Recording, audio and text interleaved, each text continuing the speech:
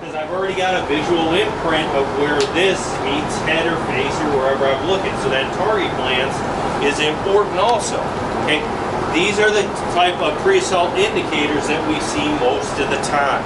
Okay, that network that we talked about, or just Google violent assaults, is one way that we can train by just watching for it. Watch the person who's the assaulter. What happens to the assaultee? Rewind it, watch again, and start trying to pick out these cues. Okay? What we're going to do here initially is, so for us, when I have that spectrum of awareness, that wide to narrow that we talked about in the classroom, we should be on wide until something grabs my interest. And then I move into that myopic, more narrow focus. Okay? As soon as I see that, okay, just as you're in front of me, okay, whatever's piqued my interest, if you keep coming towards me with those different questions that we talked about, I would like to see your hands up here. Non-threatening position. It's not this, you know, it's not pointing, because that can agitate the person and make it more aggression. But when my hands are here, this is not threatening, right? Hey man, I don't have time, can you stop right there? Whatever the case may be, for that initial verbal recording where we ask them to do something. Because we ask, we tell, and then we demand. And right after demand is where we start to, you know, preemptive strike, or maybe I hit them with OC or whatever the case may be. Okay, but we got to get our hands so they're not stuffed in our pockets initially. If we're going to put them in our pockets, just as a day-to-day, at least leave your thumbs out. Because if I put my thumbs in, that knuckle gets caught if I got to try and get my hands out. Okay, we're standing with our arms crossed, especially for church security, or a lot of us stand like that. Instead of interweaving our arms, cross them over the top. And if you integrate this into our training too, so like if I was going for draw stroke, or if you're left-handed, you know, so we got to start thinking about these things. But if I do see something, hands come up in that non-threatening position. Everybody see? Okay, you're ready to go. So hands up in that non-threatening position. Okay. Okay. So he said cue on that. Okay. Okay. So all we're doing is we're starting to see these things and perceive them, and John is just giving an auditory that he sees it. If he doesn't, like if I did this, and he didn't say cue, and I come back, and then I go to this, you know, and then he says cue, no big deal. You can say, hey, you know, think about the target plan. We're not going to do a whole lot of it because we're going to continue to integrate. Thank you. But it starts to get you in tune with seeing these things. Because if you've not done it before, is that stuff easily missed? Absolutely, absolutely. So the sooner we can see it and understand the situation, orient to the situation, the way that's actually unfolding, the easier it is for me to be able to enact my action plan and maybe not be there. If I see dude coming up looking and doing this, I can create space. Maybe I can get a piece, something, a barrier in between me and them. You know, get my hands up all these things and maybe stop the fight before it ever happens because I've recognized what's going on. And I've deselected myself so they go pick somebody else that's an easier target. We want to J hook out. If you think he's got aims on you, then you might want to get off your feet a little bit. Okay. So, spider system. Yeah. Oh, good. So,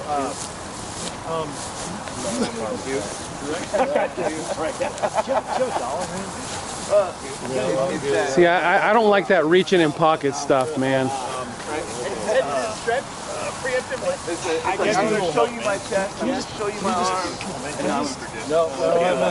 That grooming, getting ready. There's a whole bunch of different ones out there. The ones that I talked about in the lecture and I've talked about here are the ones that we see all the time. I said the most prominent one that we see is, the first one is that people don't catch, is that target glance of where they want to punch. Because if they even see it coming, it's real hard to see. Like if I look at, you know, Peter and Scott and everybody else, I'm looking at that chin or the side of the head. That's a hard one to pick up, but it's always coupled with, most of the time, is some sort of grooming gesture, them wiping themselves off, or pulling on their shirt. And then them looking, because what they're doing is they're looking to see what witnesses are out there, and that causes that wind up, and they've already got in their mind's eye where this is coming, and that's where that haymaker comes in. Okay, and we see it time and time again. Okay, if you understand some of the things to look for, okay, it won't be the first time when you're getting laid out on the ground. Okay? So the next phase that I want to go into is sometimes we're not going to catch those things, or they're good enough, because even the psychopath or violent criminal actor, there's still cues that go along with them. It's just most of the time we don't see them because they're so good at their game that they catch us by surprise and at a blind spot or something like that. But the indicators are there. It's just whether we're actually going to see them or not. So we might not always. So our goal with this is if we get a violent or a sudden violent encounter or assault, okay, is to stay upright and keep consciousness, or at least semi-conscious. Okay, because if we get knocked out, all kinds of stuff can happen, right? So I teach, and this comes from Craig Douglas and the whole ShivWorks guys, and all of them teach it, is what they refer to as the default cover. Okay, it's in some of the other reality-based martial arts, if you want to put a term on it, or combatives, they call it the cage.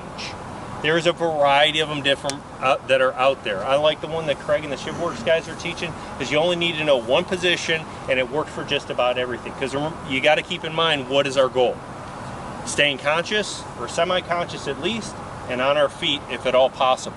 Okay, so I'm going to take my hat and this off, and we're just going to, after I explain it, we're going to do it here in the circle, and then we'll start. I'm just going to walk around and just throw some air punches at you, just so we start getting used to getting into the position. Now, this isn't meant as a strike.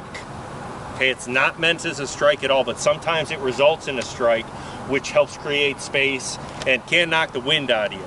I did this to Carell, actually. He had a red man suit, chest on, and he was teaching his combatives class, and I just happened to walk in. He's like, hey man, do default cover for me, while he came in, and he stepped in a little bit too aggressive, and I jumped in and I speared him right in the solar plex right above that, knocked the wind out of him, and pick him up off the ground. So it wasn't my intention, but sometimes it happens, because if they're aggressively coming in with that haymaker, they're stepping into the spear of this elbow, okay, which works to our advantage. We're not trying to get it, but it works to our advantage. Hey, John, if I could borrow you right out here, and just stand easy for a second. So, like I say, you don't have to practice different sides, okay? And you can, it depends if you're right-handed or left-handed, but for me, my support hand here, my left hand, is as I catch that movement, okay, my default, I'm gonna step, I'm gonna drop my center of gravity, okay? So I'm dropping my hips down, I'm keeping my tailbone centered over my hips, I'm gonna drop the center of gravity, I've got a good base and structure, okay? The support hand is gonna come, and it's like y'all are a Navy SEAL, or some of you younger SF guys that put gel in your hair, okay? And I'm gonna slick my hair back with the gel, okay? Now notice, my forearm and my bicep are touching my temple and my cheek, okay? We gotta glue that to the side of our head, because if I don't, if John throws that haymaker and it's out here, the force generated there is going to slam this into my head, defeating the purpose of what I'm doing. So we want to tie it up nice and tight, okay? Now, does it start to, do I start to lose some of my peripheral vision? It's okay.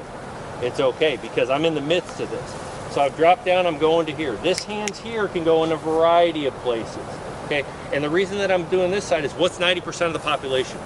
Right-handed. Right-handed. What are they gonna throw the sucker punch or haymaker with? What's that? It's coming to your left. Yeah. You're using their right hand. Yeah, their right hand coming to my left side. Okay, so that's why I'm pinning for me my support hand, but that left hand to my temple and cheek. Dropping that center of gravity. This hand can be, a lot of times I will bring it here, ready for a strike, but we can bring it over the top, so now I have coverage there. So say John throws, he's a lefty, and he throws that. So I'm here, now I still have coverage, and that's in forearm across my forehead. I'm locking it in here, and I'm bringing the bicep again into my cheek. So I'm here, really. So John throws that haymaker. When I start to see it, notice I'm here. See where his body ends up? Look where my elbow is. Ouch. Yeah. Okay. And John's a lot shorter than I am, so that's why. You have to rub it in. He's vertically challenged is what it is. So, but depending on their height, it's here, it's in the face, it's in the sternum, okay? That's a deterrent. If you've never been hit in the solar plex or sternum with an elbow or, a palm heel or something like that, it'll knock the heck out of you, okay? So what this does is, like I said, it has accomplished the goals of me staying upright and conscious. That's the whole point of it. It's a default cover position because it's automatic. As I start seeing something coming at me, boom, I'm here. See, I drop my weight, it comes forward, this comes in, pinned to my head, this arm's here. He's eating all this. Well, what did I do? I protect my brain housing group from that haymaker. And I bought myself some time. I've reset that decision-making process. So now, it's not the scope of this class. We're going to do a little bit of it, but now I can do some things. If I need a preemptive strike, guess what's right here? Boom. Okay. If you're a Brazilian Jiu-Jitsu guy, what do I got right here? I got a duck hunter, right? Okay. Not the scope of this class, but I'm saying the point is we have options. Then I bought myself a little bit of time to decide what I'm going to do. Now what I want to do, guys, and I want you to do this very slowly. We're going to go back into our partner groups, okay? One person is the aggressor, okay? Again, nice and slow. And just like John did, just throw that haymaker. And it doesn't matter which side, the default cover position is the same. The person who's receiving, drop into that default cover. Okay, like I said, do this nice and slow because I don't want anybody speared in the chest or chin or something with an elbow. So just nice and slow, but start working the motion. Go team. Yay, local sports team. Yeah. Yep, just like that. It It all really depends. I keep my eyes forward because it keeps my head erect. Yeah. But it doesn't matter. If we look down, You think a great video. yep, and I can see your hips move, so that'll tell me what direction. Now that'll depend on level of training. Deeper into. Because a lot of people won't be able to drive that out. But if I'm here, boom, and you come in and you're quick on the uptake and you shift your hips, then that might be easier to, because you went a certain way. My kids. And I've caught one or two not getting my guard up fast enough where I've eaten part of it, but I didn't eat the full blow, so. It's still lost on me. It's good. As far as like the important. I'm glad that. Anybody got any questions, anything so far of what we're doing? Okay, so what we're going to do is we're going to add on now. So we've done that default and cover position to keep us upright and conscious, or at least as conscious as we can be, so we can gain a position that's advantageous to us. Now we're going to start working not getting to that point, okay? With having a wide spectrum of awareness, identifying things, going into that myopic narrow spectrum when we see something that tunes our spidey senses, and start working, getting our hands up in that non-threatening position, okay? Stepping offline and J-hooking off. Now it doesn't have to be a ridiculous amount. If John and I are here and he comes up, it can be as little as me stepping to here. Because I'm just starting to get to his outside or stepping to here. It doesn't have to be a walk. It's okay. Topography and obstacles are going to dictate where you go in the situation. But a lot of times as we start talking, as Jay hooking offline, when I'm dealing with somebody and working my verbal recording, they make it extreme. And a lot of times it doesn't need to be that. When we step offline, what it's doing is opening up our field of view. So it could be as simple as he comes in and my hands are up, just stepping right to here. Because now I'm on his outside. In order for him to move on me, he's got to shift his hips and change his position. So you got to kind of decide what you want to do. But we're going to get our hands up. We're going to start working stepping offline, and we're going to start working that verbal recording. Now, I don't really care what the verbal recording is, but just kind of remember, we want to initially ask them to do something. So it could be as simple as, hey man, can you stop right there? Hey, can you give me a little bit of space? I know it's calm voice, trying to de-escalate. Depending on their intentions, a lot of times that will stop them right then. Oh, yeah, hey man, can you tell me how to get somewhere? Oh, yeah, okay, or no, I don't know. They'll continue on. If they continue to encroach, then I want to tell them what I want them to do. So I start off with, hey, can you stop right there? Hey, can you give me a little bit of space? They don't. Then it might be, stop! Notice the difference in my voice. I asked, now I'm telling them I want them to stop. Okay? Or back up, or whatever the case may be. Like I said, I don't really care exactly what the verbal recording is, just that you have something that you practice. And it could be a couple different ones depending on the situation. Then if he continues to encroach, because if me yelling stop or back up doesn't do it, It's probably not, and they're getting ready to cross that proverbial line in the sand where I need to escalate to something else. Whether it's a preemptive strike, which will integrate that next, after you guys practice this verbal recording a little bit and stepping offline, or it could be going to a less than lethal. I've seen the situation potentially deteriorating, so I reach down in my pocket, and now I have my OC spray in my hand and ready to go. Okay, I might use that. Now I'm going to be aggressive in what I'm saying because I know that it's go time after that. Now the vernacular that we use, we have to understand, and especially if you're not used to talking to people like this. Okay? How we say things and using cuss words is we use them because that is how people talk. That is how the criminal element talks. Okay? So I might start with, hey, can you stop right there? Stop, back up a little bit heavier. Okay? Because now I'm telling them what to do.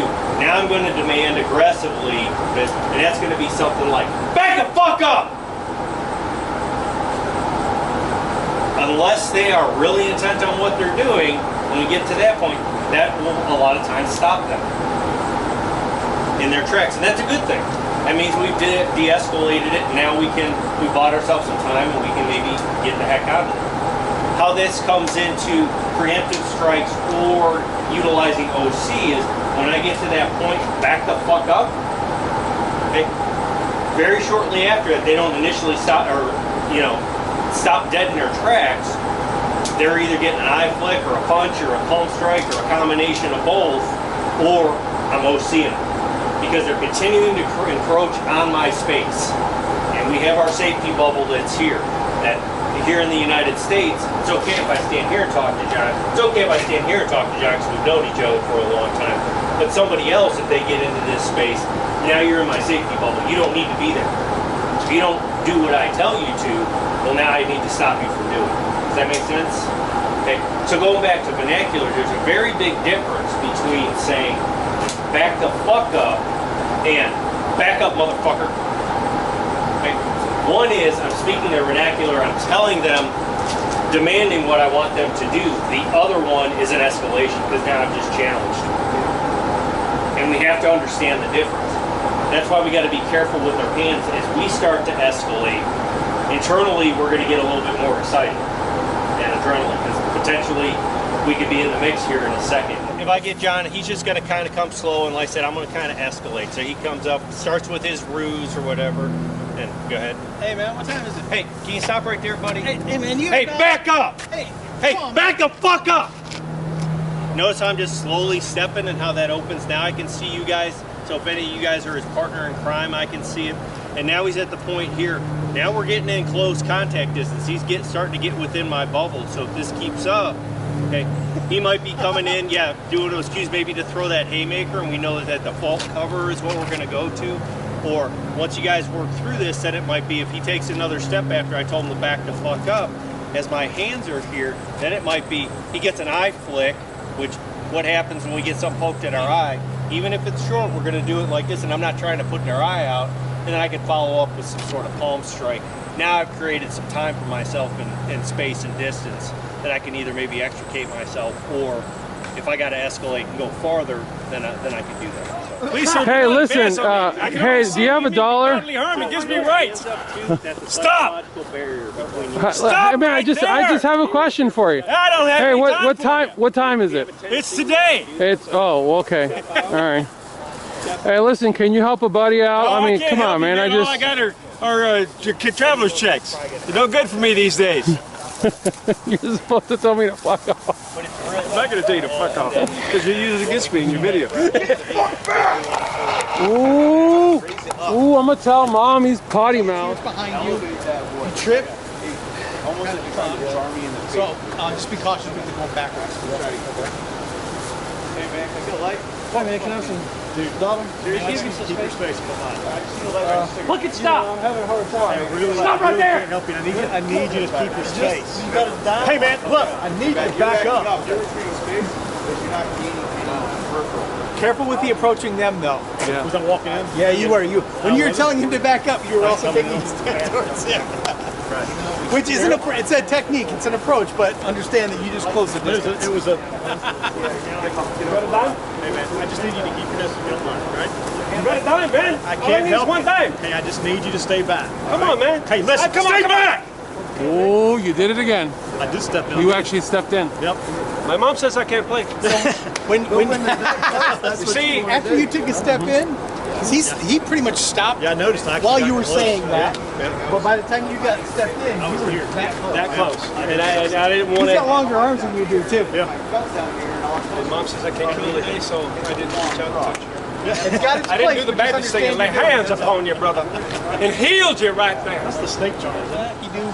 You know, you over-exaggerate those shoulder checks. No, it's like this. It's almost the same thing. You know what I'm saying? So just start getting the habit of like, you almost have to assume they've got part resistance. I'm going for the intellectual overload. My mom says I can't come out and play. What the fuck is he And saying? they'll say, oh shit, he's crazy. I am. I do. That's where I'm going. I'm going for the intellectual overload. I have That's the asked somebody 18 for word bill. $1 after they asked me, hey man, you got $1? No, do you? It's And always you know what to say to that usually. No, that's why I'm asking you. Why? or you going in. Здравствуйте, приветно познакомиться. They, Yep, they don't know what to do with it. and all of his eyes said was, hello, how are you? I'm already starting to get my head in the game that I'm going to go to a less than lethal, or he's going to get punched in the face, or a chin jab, or an eye flick, or whatever the case may be. Them continuing forward and me continuing with my verbal recording as I'm getting more aggressive is getting me ramped up, because they're not doing what I've asked them to do, what I've told them to do, and now what I'm eventually demanding. When I get to that aggressive demanding, okay, normally, and Scott, I'll borrow you again since you're right here, we get to here, and I'm saying that back the fuck up, okay, as up is coming out of my mouth, it is getting followed with something. Whether it's a punch, or OC spray, or an eye flick, or whatever ninja move you know, because when we go from asking or telling to aggressively demanding, okay, you're already crossing that proverbial line in the sand that I've set for me. Because it's really easy for us to get sucked into. Yep. Scott keeps coming. Hey man, can you stop right there? Hey, stop. Hey, back the fuck up. Hey, stop. Would you stop again? Please stop. No, I don't want you to do this. Yeah. But Cops have lost their lives because they wouldn't pull the trigger. yep, And they absolutely. allowed them to walk right up on them. Find that line and stick to it. Yep. Yeah, that's right. That's a great point. What John just said. That's why we bring it up in the classroom and emphasize it. Is everybody has to determine what is your proverbial line in the sand. Be honest with yourself. Understand what you're willing to do. Set that line, and if somebody crosses it, you got to do something about it. Okay, that's all it is. It's just saline water. Hey, it shows that it's training by the blue, and it says I'm inert and screaming, all that. cursing his name. Yeah, and if he starts screaming, we'll know real quick if it isn't. Okay, but the dealing and your verbal recordings are all the same. Your spectrum of awareness and all that, we got to put that all together. But now I've got that less than lethal option that if I'm carrying in my pocket, or you know wherever I carry it, as I'm walking through that transitional space, I can have this in my hands. As I come out, because of the way the safety device is, I can have my finger on the trigger, which is going to orient where the spray is going to come out, and this is the miss. Okay? And there's that little bump there, so I know to get my index finger underneath. When it comes up, okay, I'm going to use the top of my thumb as my front sight. Okay? I'm going to aim for it right in between his eyes, and I'm going to rake across. If we don't get enough, we go one, we come back, and then I'm going to sidestep to get offline. Okay, because if he is temporary blinded and going through all these things and decides to panic and run, I don't want to be there. Plus, just like we're doing with our, hey, you know, back up and stepping offline to open up my field of view, it's doing the same thing. Okay, so what we're going to do, guys, is just what you were doing. We're going to pair up. Okay, we're going to put everybody in a line here, just so we can kind of keep control of that. Okay, and as he comes up, I'm going to already have this in my hand, and I'll do my verbal recording. So John comes up. Hey man, hey, can you stop right there? Man? Hey, Hey, stop! man. Hey, Back man. the fuck up! Hey. Okay, and then I'm going to step offline. Now, I let John get closer, Smells partially for the camera, but so partially everybody can see. just like you were saying, is, you know, when it's going to be where I'm aggressive about where me and Peter is, and it's going to depend on what you're shooting with this, what size the canister is, and how far it's going to go. Okay. Jill's not going to go. What's that? But Jill's not going to go. No, and that's going to be a little bit different type of scenario work when we do it with the church group. But you notice I just put the top of my thumb right in between his eyes and went right there, went across, and before he wiped his glasses, we probably had a good disbursement. You did a good Yep, right across the glass. Covering both complete lenses. And then I step out of the way. Okay? So that's how we tie it in with the OC. I heard that man has quarters in his pocket. Oh, sweet. Of course, we're only old enough to know what you could use a quarter for, like a payphone. Yeah. I can only assume you mean me bodily harm. It gives me rights. Please, sir. Please. Can you give me a hand?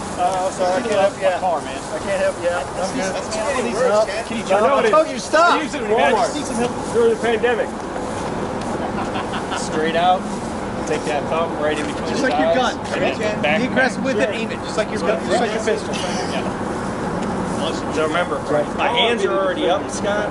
This is it's our. No, your hands were down here. And then when it came, then we were just kind of down here. So hands up. That's enough. Recording when it comes time. His hand comes back. That one comes out. Put that top just like front sight between his eyes. Hit.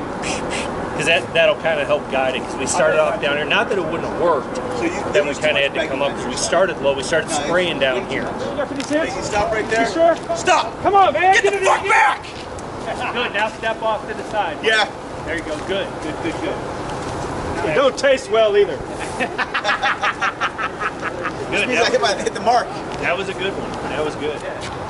Hey man, you got $1? No, man, I don't have dollars. Sure, I can't borrow Stop anything? approaching me. Stop got no approaching money? me. Back Come on, up. man. Come on.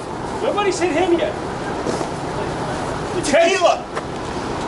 That's why it tastes like bad bourbon or tequila or something, like a mix of. Close face. It's tequila. That felt great. Tequila. Does it burn a little bit? Yes, it does. Yeah, a little it's bit. A little bit. Definitely alcohol. Yeah, there's definitely an alcohol irritant in it. Didn't get my eyes, but got my mouth immediately. And then you got to walk. Can you tell I have practice at this? No, it's good. The last little piece on this before we start putting the lethal part into it, okay, is that preemptive strike. And Mike, you brought up a really good point as you were talking. Unless we practice this and sit down and make those moral and ethical decisions, draw our line in the sand, understand what we're willing to do, most people are very hesitant about preemptive striking. Because we look at it from a legal aspect also. Well, I can be charged because I started it. Okay, all the things that we've talked to up to this point when we were in the classroom, specifically with the mindset, and then as we got into the criminal paradigm and we started talking about the different pre-assault cues, and coming out here and doing the hands-on practice and the managing unknown contacts, and that's all designed for a reason, to give you the ability that if they hit that proverbial line in the sand and you have to preemptively strike, you can articulate why. I know that he did this grooming gesture, looked and was swinging up. I saw where the hips were going and that.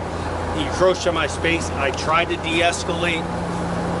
They got to a point where I was going to get hit, or I could preemptively strike and stop that threat now and be able to disengage. Okay, so all those things are important, but if you don't practice this stuff, aside from the hesitation, okay, it doesn't make people comfortable. Okay? Now again, we're not going to do any ninja type stuff here. It's very, very rudimentary, very easy. Okay, going back to off of the default cover position. Okay, John, if you come back here, switch spots. You don't have to just at haymakers to come up. Okay, so. What does this set me up for now? My base is already set. What's that? Knee to groin. You could knee to the groin, yeah. Yeah, but that puts him off balance, right? If you lift one of those two legs, you have not put yourself off balance. Right, yeah, especially if they're a wrestler or a jiu-jitsu guy. Okay. Well, he's coming in. Yeah. And again, it's all your level of training. Yeah, does that open me up for this or that? Oh, flinch. Like Tyson. But for this instance here, what's really good is I can bring this back, and if I can control the head with a simple hitting them on the bottom of the jar, hitting them in the snot locker, okay, will that buy me time that now I can create space and either disengage or, you know, escalate if I need to. Yeah. So very simple strike. Okay. So with that, we're going to do the combination again, going back to the managing unknown contacts. So keep that in mind. As they come up and I get to that point where they're across that proverbial line of sand, back the fuck up. The reason I have your hands up is, again, this is a physical barrier that's non-threatening. But it also sets me up, actually, I'll bring John right back. So that's right there is good. And he's got his glass on. So I'm here. Okay. Now I know there's all kinds of debate about poking eyes and things like that. This isn't I'm trying to poke their eye out. All I'm trying to do is invoke a reaction to buy me time to get me to do something else. Okay? So when I'm here and I'm at back the fuck up, okay, we can do an eye poke any way we want to. We can come straight out. Okay? My hands are here. It could be like pitching a baseball. Okay? I always do it with this hand because I'm right-handed. But what's his reaction going to be? Whether I hit him in the eyes or not, is that right there, and the hands might come up involuntarily. What did I just buy myself right there? Time and space, right? Get offline. Yep. Get offline. I can step offline, decide what I'm going to do, disengage, or continue to engage if need be. So all I'm going to do is hands up. Okay. We get to here. Do that eye flick, and then I'm going to hold that up, and then I want the palm strike, just like that. Come up, eye flick, palm strike, eye flick, palm strike. That's all it is. Very simple. Notice how he dropped his hips and drove in with that palm strike. And it'd be the same thing with the default and cover. Bring my hand back, drive in with the hips. Palm strike. Palm strike. Good. There we go. Don't deflect up. Drive into it. Yep. One more time. Palm strike. Better. Look at your target. Drive over your head. Straight up. So it's not out and over. It's trying to drive my palm through the back of his head and where his body goes, that's fine.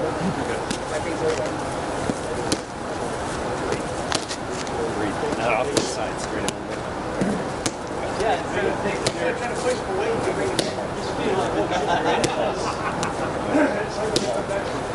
Flick that sucker out there and then bring it back to that straight shape. And then we can follow it up with more if we need to. Let me switch hands for a second. No, I can do it. I know you can, but I'm wrong-handed. straight up with that palm strike straight in. So as I'm doing it and I come in, I'm driving. See where the head goes? Yeah. And if I keep going, yep. But a lot of people, they start to go off, and that's why I start power.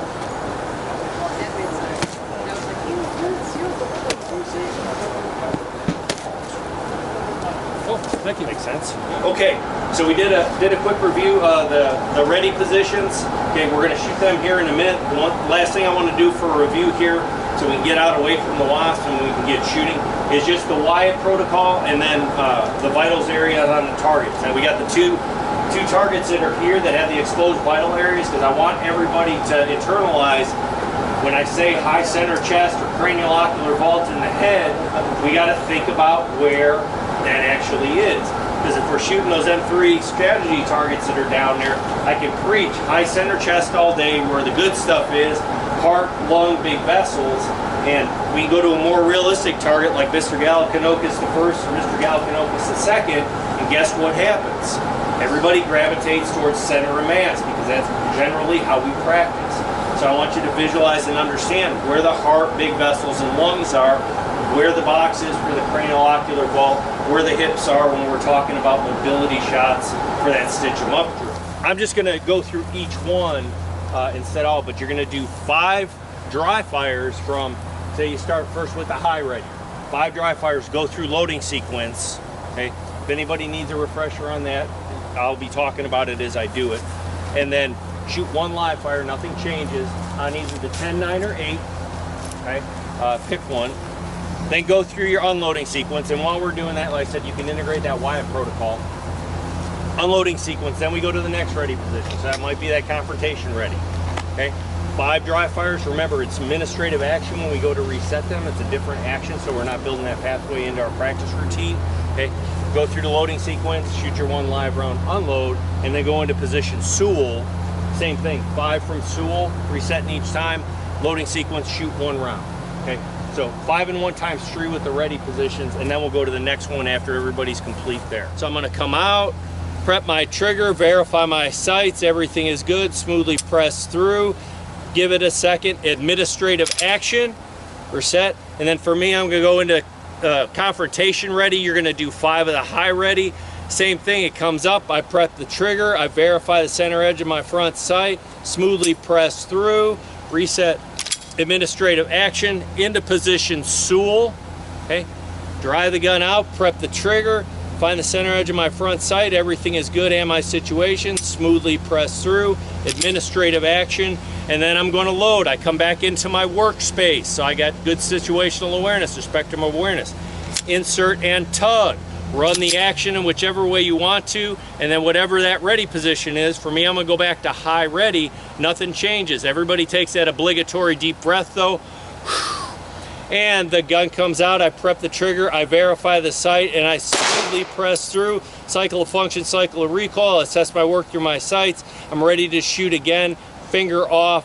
As we're doing that, like I said, if you want to come back for each evolution and do that 180 threat scan, 360, everything's good there.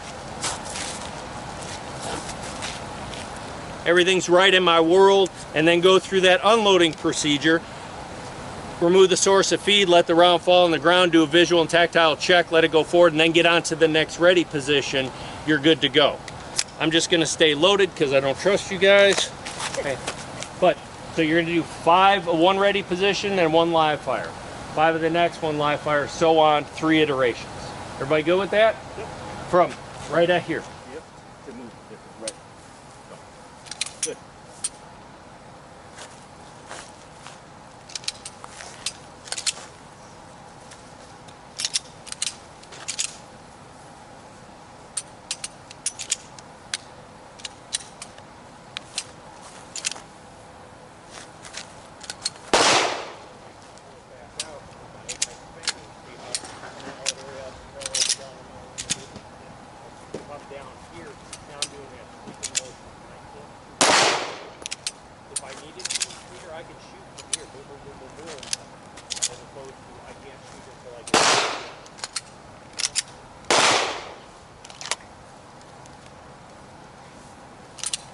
You get a lot with doing the 5 dry fires. You get 5 dry fires, you get 3 loading procedures, you get 3 live fires, you get 3 unloading procedures. Actually, excuse me, you get 15 dry fires when we do it this way, depending on how many evolutions you do.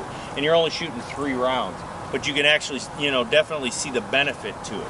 So we're going to stay on that path of the 5 and 1 drill, and from a ready position now, we're going to do 1 iteration of strong hand only. So 5 dry fires, strong hand only, just a quick refresher. So as it comes out, you can either step forward or you can stay in your stance. It doesn't matter to me. Make sure that support hand is out of the way until it comes time to recharge the gun. Okay. I have a little bit more bend in my elbow and I cant it in a bit because that engages the wrist. So as the gun is reciprocating, I'm controlling that recoil. If I go straight out, at least for me anyway, and it's all relying on bone structure, the gun jumps a lot more. This is more like a shock absorber, okay?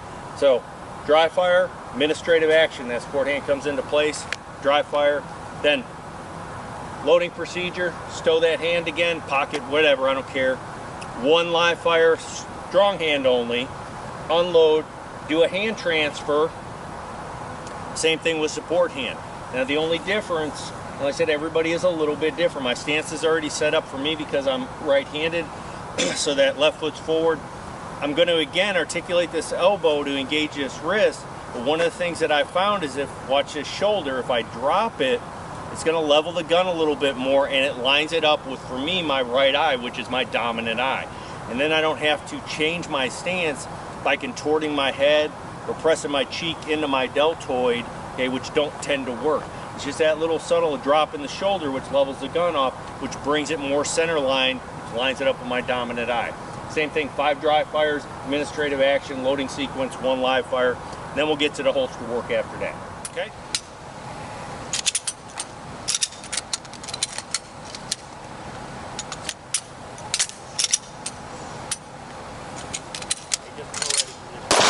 We'll get to drawing from the holster in a minute.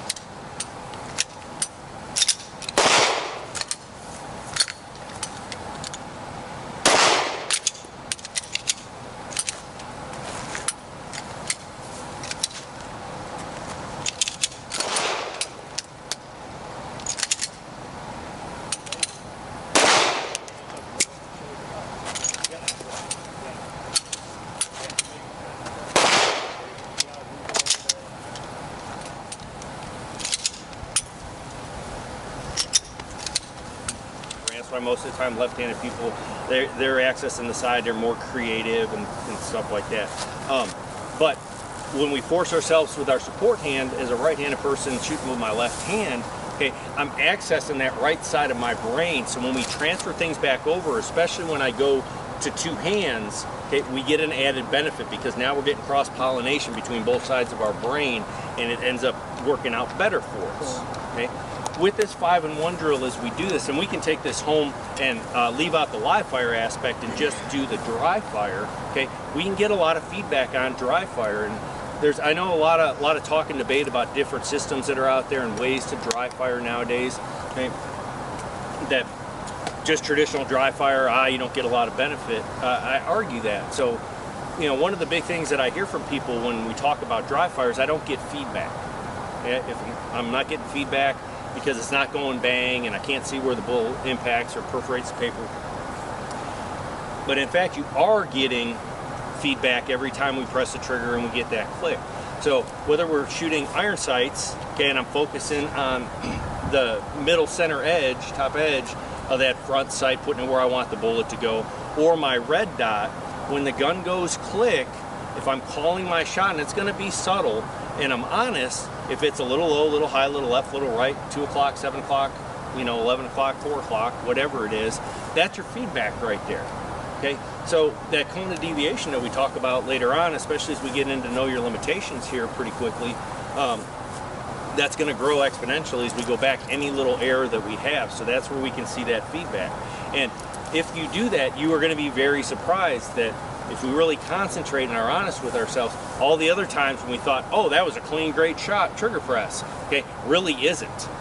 It really isn't. Then we add in that felt recoil and the reciprocation of the slide in this cycle of function, and the wheels start falling off exponentially as we go.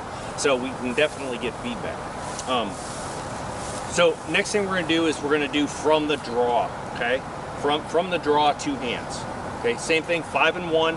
We'll do 2 evolutions of it, so you'll get 10 dry fires, 2 loading sequences, 2 live fires, and 2 unloading sequences. Okay, and then we'll add to it after that. That was a terrible draw. That was blah. Okay. Good. Reset. Go back into the holster. One thing that will help you out that you can try. Clearing a cover garment looks great. Nice and aggressive. We're getting nice and high, setting up that support hand. One of the things that I noticed, because what we tend to do with this is when we go straight in, we tend to scoop the gun out. Yep. So you notice how you're changing your grip as you're coming to presentation. One of the ways that we can get away from that and will actually help with our speed is when I clear the cover garment, stab the gun down into the holster, you get that inertia springboard, and what that does is it locks my fingers in as I stab it down. And then everything else is the same. And that'll help solidify that grip, and it'll also speed you up working off that inertia a little bit. I don't know if your handle sticks up a little bit higher than mine, because mine is sitting right on the belt. Yep. When I try to do that, I end up overshooting. I've worked that over and over and over again. Okay. So like I intentionally slide my hands down so I get the handle. Okay, cool. And then I've built that grip readjustment, that repurchase into the rest of my stroke. Okay. No, that's cool. So that's but perfect. you're exactly right, and I try to do that. And when I use different holsters, I can't. Okay.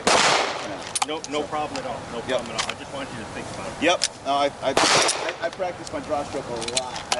I can tell it's.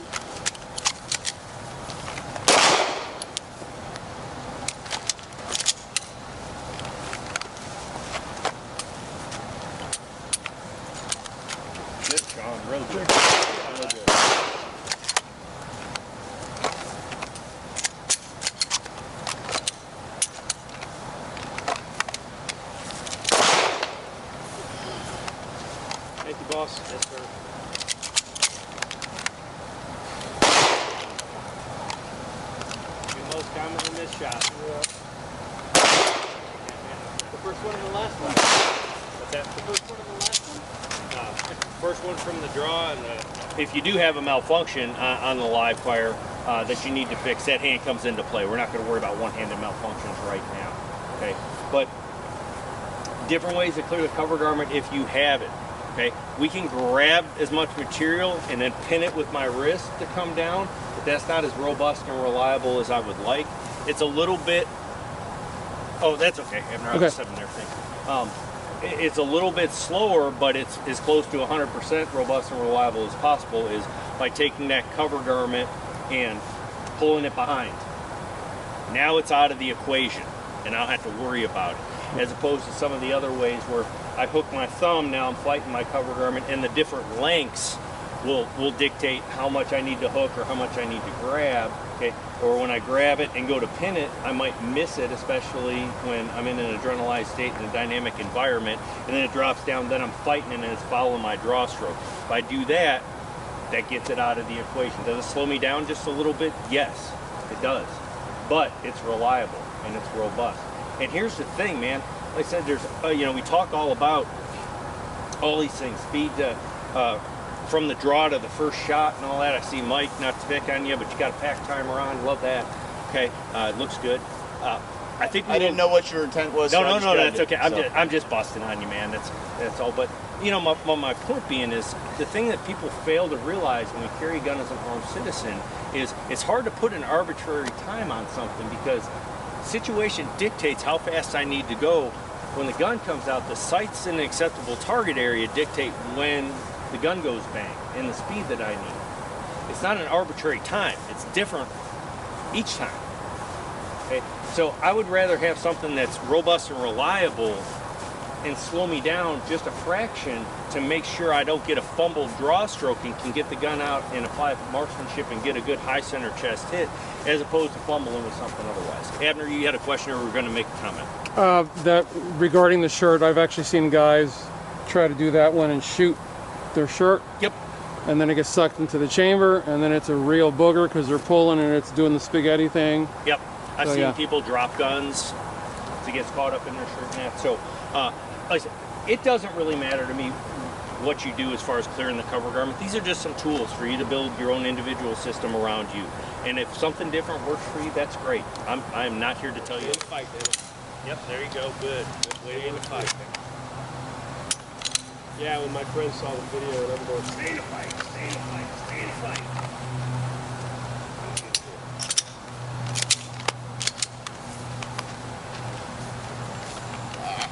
I don't like single hand. I don't like it at all. do me a favor. Next time you Go for it. next time you holster, Yeah. look under your holster. Okay, that's Bob wear the yarmulke. These things cost 15 cents a piece.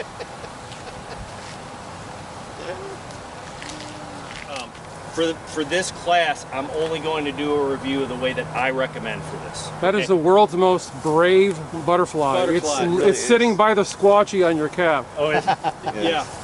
It's my friend. You just hold it. Yeah, it's Butterfly my friend. in the sky. So like I said, there's different techniques to do this, and I rarely say this. I'm only gonna review the one technique that I advocate because I think, again, we're always looking for the most robust, reliable technique that we can draw on if we find ourselves in an adrenalized state in an altercation. Okay, so if you want to try one of the other techniques, I don't have a problem with that, but this is the one that I advocate. Okay, so hopefully we've gotten between we've gotten behind a piece of cover or a barricade first. Okay, once I clear that cover garment, I'm going to grab with my whole hand the pistol, avert the muzzle as soon as it comes out, and I'm going to place it in between my knees. Okay, I'm not releasing contact of the pistol grip of the gun while I do this, and I'm going to roll my hand over till I got it with my 3 amigos, and then as it comes up, I'm going to solidify that grip. As I come from here, I'm going to orient the muzzle out to where the bad guy is, or around the piece of cover, and drive the gun out, and it's one-handed shooting just like we did before. Okay, I said there's a variety of other techniques, but they fall short in a lot of ways, which most of you have heard the instruction on it before. So I said, while we're doing this, if you have another technique that you want to try, I don't have a problem with that. This is just the one that I advocate because we got control of the weapon and points of contact on the weapon the whole time as we're doing it. One of the techniques, John, too, if we get where we're back a little bit farther, if say you're inside the waistband or a little bit more, you can go behind, but I know you got bad shoulders like I do, even though you've had them worked on. What you can do is you can grab your belt, pull it, yank that sucker, and it'll generally pull it. Give you a little bit more. Yep, far enough that you can get over to grab it. Yeah, Does that Rogers work? Range does that one because they want to keep you in that slot. Yes. Yep. One of the problems with that one is depending on your holster type, it could get stuck. Yeah, or if you have a light, then you're screwed because it won't work. Because your hand might be jacked up, but you can still. Yep. Yeah, you can absolutely use that. This is a whole curriculum. Injured shooter is a whole 2-day curriculum. Yeah, as we do that turn. Yeah. We're getting. I'm trying to do the turn while being like not all the way around. So On the knees. up and down a little bit, and then so all the ready positions that we talked about, they work with strong hand support hand only, but most And it people still have ends up hard high. time, so we go You notice, support guys? hand, and then we try to go. I still have it too high. I've got to get it lower in my hand. What I just talked to you about. Yeah. No big deal. No harm, no foul. You said one iteration? Yes, sir. That's better. Nap and all kinds of weird stuff. I'm like, I've already got one. Here it is, though. I'm telling you. All right, guys. Oh, that hey, was if low. you're done, go ahead, go back, take a break. But again, we're going to put it into context. It has nothing to do with why that particular incident happened. It has everything to do with context and how we might have to employ a firearm. And so this drill that we're doing, this know your limitations, is we have to understand all of us have limitations. Doesn't matter. We have to be honest with ourselves and understand what they are, because if we find ourselves in that situation and we're honest and we are outside our limitations, okay, again, remember those safety rules when we're accountable for every round that goes down range. We might have to maneuver, apply tactics to get into our comfortable range where we know we can make a fight stopping hit. Okay, just like where it happened in the mall, Tom Gibbons likes to run around and pace off malls when he isn't teaching class, just because he's Tom.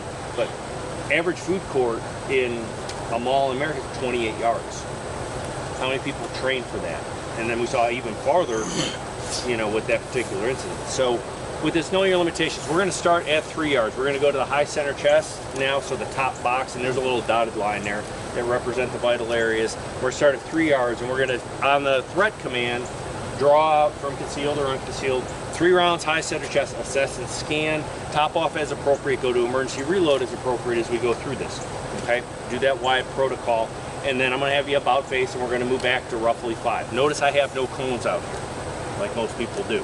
Okay, there's not going to be cones out in the world, so we're going to be roughly 3, 5, 7, 10, 15, and about 20, 22 back there on the concrete. Okay, 3 rounds, everything is going to be the same. We're just going to start adding distance. That cone of deviation, we get away with a lot when we're close. Okay, in the other classes, I talk about the 3 types of sight alignments if you're shooting iron sights. Aiming quickly, aiming carefully, and aiming precisely. As we go back, we have to decide what sight alignment that we need, okay, to get the hit. But we should, in theory, slow down as we go back. Okay. Some people can pull it off. They can say this saves speed. Not many people. Okay. So you also have to understand, but if you start falling apart back there, and as we go up and we look and we've got this shotgun pattern, maybe we've established that your limit was maybe 15 yards. So we've identified a couple things. Number one, that we need to practice a little bit, because it's plausible that I'd have to make a long shot at a little bit farther distance than that. And I'm being real with myself and understanding that, hey, if I leave here and I go to a Little League game and something happens, if they're outside, and I'm just using 15 yards as an example, okay, and that if it's outside of 15 yards, I need to apply tactics and get closer if I want a successful shot to end that threat. All right, everybody, look left, look right. Make sure everybody's covered up, eyes and ears. Go ahead and draw it into your workspace. Load and make ready. Once it's in a condition you're happy with, go ahead and, if you have a covered armor, clear it with your support hand and look it into the holster. Once it's back in the holster, what I'd like to see too, guys, is start working those hands up in a non-threatening position initially. So we get used to incorporating that into our draw stroke.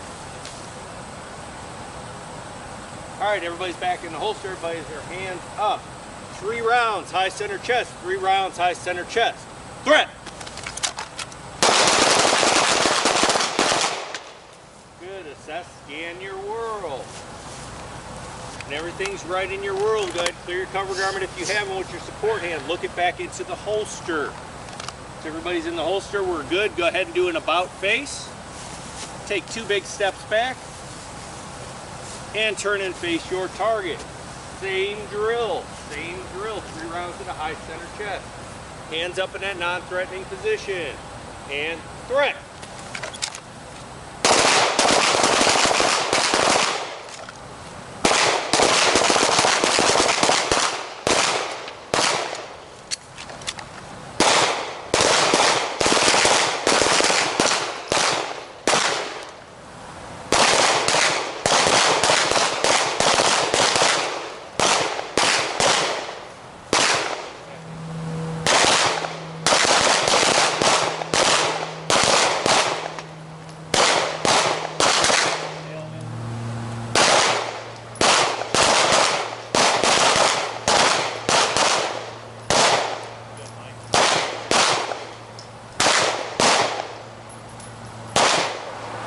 Once everybody's in the holster, go ahead and relax. Come on in here. Ooh, Ken was nice. Wait, let me go on the camera. With the teacher. Oh my God, I've never. Down range. We got a delicious little malfunction to show you guys. Ooh, what do we have here? Oh, look, babe, it's the K thing in reverse. What I was telling you? I don't think I've ever seen a. Oh, that's freedom ammunition. That's freedom munitions. You have now, but you'll probably see a few more. They don't happen very often. But so guys, I always go back and forth in the training classes, and you guys that have trained with me a bunch know this, of doing malfunction. Some people will do it as a full block of instruction, and I thought about it here, although everybody's kind of got it, but unique training opportunities always present themselves in class like this. And so we take the time, if you haven't cleared it and fixed it, you know, because you've known how, to now I can talk about different malfunctions, okay? And we don't have to overcomplicate this. And a lot of people will. There's 3 actions for clearing malfunctions, but 2 main ones, okay? One is our default and non-diagnostic, okay, that we got to practice into our routine, that if I'm here and right now I got a mush trigger, okay, but if I get a mush trigger or I get a click instead of a bang, okay, it doesn't matter to me the cause, okay. What is the number one reason for a type 1 malfunction? Mag's not seated. Yep, mag's not seated, right? How do we combat that? Tap. No. Before we get that. Tap, install, pull. Yeah, but even before that, our loading procedure. That's what I was talking about. Yeah, okay, yep. So that's. I'm sorry, I misunderstood. Yeah, because I've incorporated that tap and pull. Yep. So rifle or pistol, that's why I emphasize that loading procedure. Insert and tug, run your slide. If it comes out into your hand, guess what it didn't do? It didn't seat. So it's not going to strip a round off. So we just insert it again and tug. It doesn't come out in our hands. We reciprocate the slide. We're good to go. That takes care of that problem. Now, it doesn't take care of the problem if we got a bad primer or dud round or something like that. But again, I don't care the cause. And there's some people who are like, oh well, you know, I don't tap. I just rack it because I've shot a few rounds. Well, guess what? You know, and when I'm in an adrenalized state, I can't analyze that. So I just want one default. Okay, so if I get a click instead of a bang, or the gun doesn't go bang, the first thing I want to do is apply tactics, because I don't want to be standing where this train's coming on the tracks. I'm going to step offline, at least one step. I'm going to tap and make sure that the magazine's seated. I'm going to invert it and let gravity do the work. Newton figured it out, okay? Because Ken's got a red dot on there, notice I just used it to reciprocate the slide. Normally I turn my gun over and pinch it so that gravity will work. It doesn't matter how you do it. But now it's cleared. I drive the gun back out and I assess, has the situation changed? Okay? Has the situation changed? If it hasn't, and there's still a threat, bangity bangity bang until it's a threat no more. If they decided they don't want to play anymore, then I come back into a ready position, I conduct my scans, top gun off, the whole WIAP protocol, call 911. When I hear the sirens coming and the good guys, I put this away because us as an armed citizen, I don't want to be shot by the cops as they come. So unless I'm actively engaging people, put it back in the holster. If you don't feel comfortable putting it back in the holster, set it down on something. Step back, put your hands up. Yeah. You guys are gonna get some more distance tomorrow. That looks really good, man.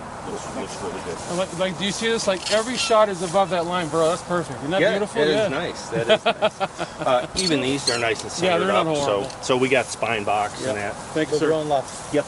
That's that thumb. Okay. As soon as this goes. And Gerald, did you see that I was always watch looking when when I got in the engage this holster? down. Watch the tip here because this engages these. See where it goes? Yeah. For you, it just happens to go directly to the left. Most people, it's 7. Last thing that we're gonna start to incorporate here is implement and applied tactics. Okay, I'm switching up a little bit from how I was gonna do it. It's no big deal. We're gonna jump into it tomorrow, but that applied tactics. So think back to the lecture we talked about that some of y'all have heard several different times, and think about that decision-making process and doing something to disrupt that OODA loop or that decision-making process. It can be as simple as taking one step offline. Okay, left, right, it doesn't really matter. You see, I default to the left most of the time, so that gets me to the outside because 90% of the population is right-handed. Oh, that makes that right cross come across the beak still. It does. But now we're talking, we've got a little bit of distance. We'll talk close proximity tomorrow. Yeah, same. Yep. And even if that comes in, you know, and if that haymaker comes in and I step and I back up a little bit, now he's got air, but now I'm to the outside also. Yeah. So I've got the angle, which works out better for me. Okay. But in this instance, we're going to be back just a little bit. We're just going to start incorporating that single lateral step with our drawstring. Okay. And we're going to do a couple iterations of this.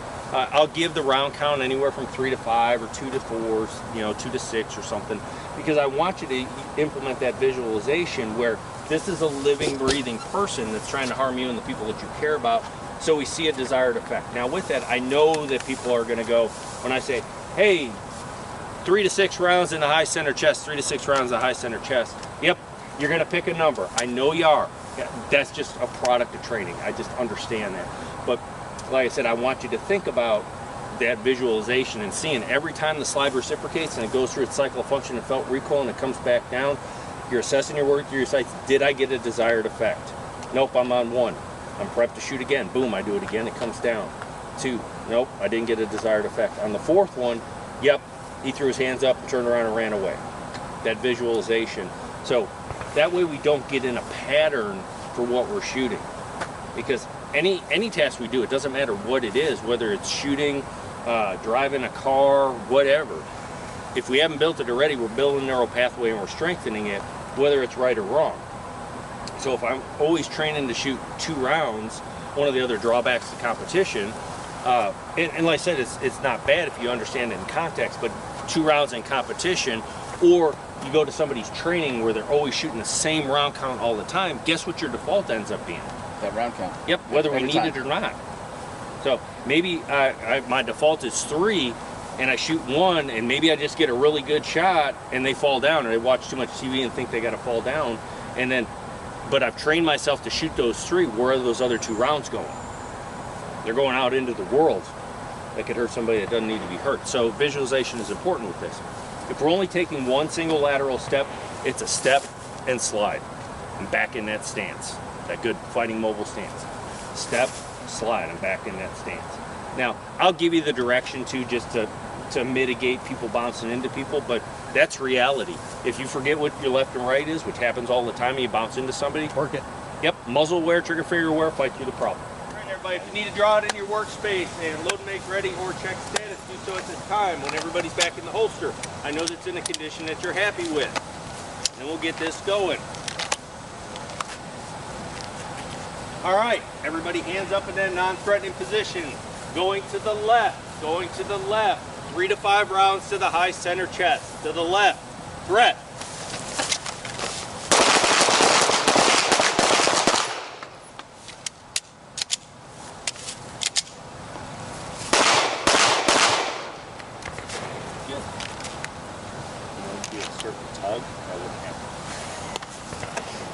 All right, You know what? That's a perfect example of we were talking. That I never took the magazine out from when I shot all those other rounds with that magazine. Oh, really? Yeah. So like it must have pressed against my belly or something like that. Yeah, or maybe a, Yeah. who knows? But like one round straight out, I was like, wow, that's Okay. Good That's recovery, rare. though. Way to work through the problem. Shit happens. What are you doing Especially over when there? you're party Nick, he doesn't know. All right, guys, going to the right. Going to the right. 2 to 4 rounds. 2 to 4 rounds. Assess and scan. Head up again. There you go. Threat.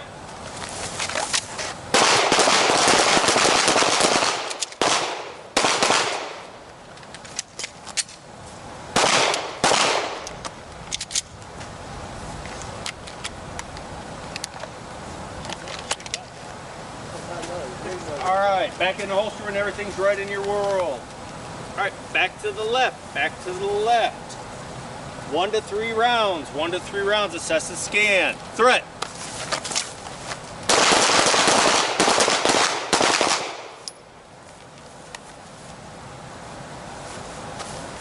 Step, as we're drawing. yeah. If we draw and then step, it kind of defeats the purpose. Second thing, we get the gun out fast, quick, and in a hurry because we need to. All right, going to the right, going to the right. 2 to 4 rounds, high center chest, and threat.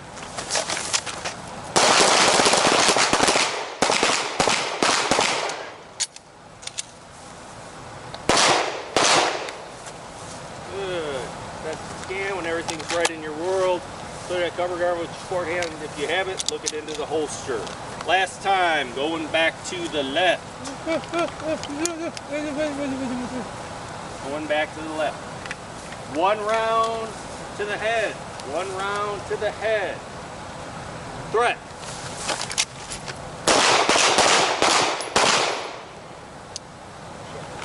That's okay. Give me a good shot in between the eyes, Ken. Take your time, prep the trigger, verify the sights. Excellent. Now You know what? scan your Let me be a world. good boy and actually put it what's supposed to go. There we go. There Good. we go. Good. The head. It's okay. All right, everybody back in the holster. Relax. Go ahead and take your hearing protection off. Bring it in. Or get out just in time for the rain. For once. Climate change. For once.